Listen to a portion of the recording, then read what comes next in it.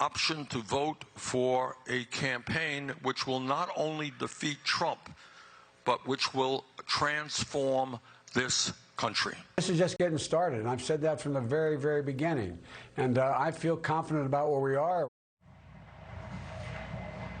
Well, we are in New Hampshire, and we are just a few hours away from the first votes here. Let's bring in our panel. Chris Stirewalt, politics editor here at Fox News. Mara Liasson, national political correspondent, National Public Radio, and Washington Post columnist Marc Thiessen. Okay, Mara, you've been bouncing around like we have. Yep. What are your thoughts? Well, my thoughts are, here's what I'm looking for. I want to see turnout.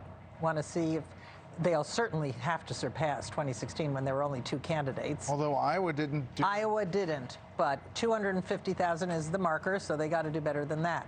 How big a margin does Bernie Sanders get? We assume he's going to be the winner here, but last time he won by a curvature of the earth, 22 points.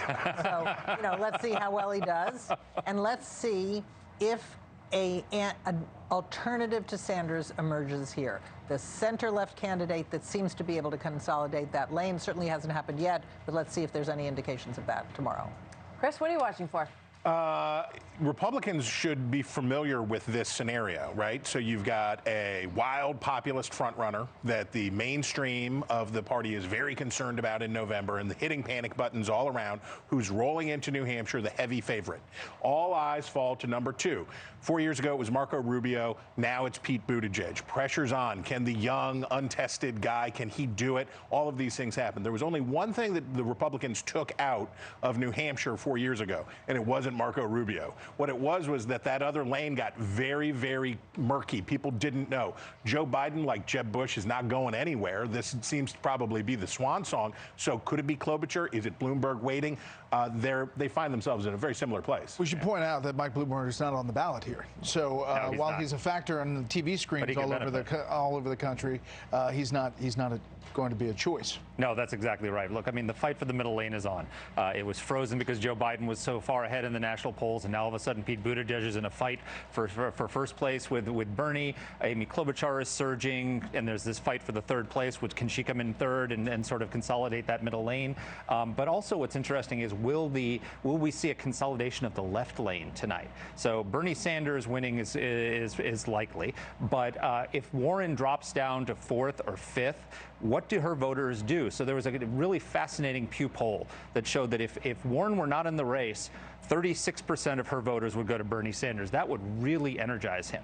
But also, there's that same poll. If Joe Biden ends up in 5th place and it has to drop out, what happens to Biden's voters? Pew poll, 6% go to Bloomberg, 6% go to Klobuchar, 9% to Buttigieg, 15% to Warren, 21% go to Sanders. So Biden losing and coming here in a 5th place situation might actually help Bernie Sanders. Wow. I mean, if that's true, there's a lot of gravitas in this very progressive wing of the party going into this, Mara. Yeah, they don't have the majority of votes if you add Warren and Sanders together yet.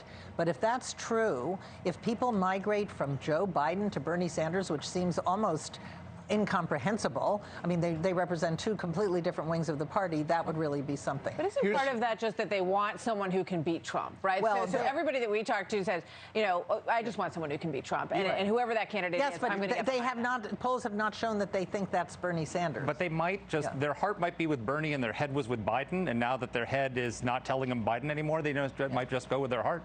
Yeah. This sounds like Bill Hemmer not deciding. Whenever I ask him a question. All right, here's progressives versus moderates. Take a listen to this. Sound 5. We are going to end the war on drugs and legalize marijuana in every state in this country.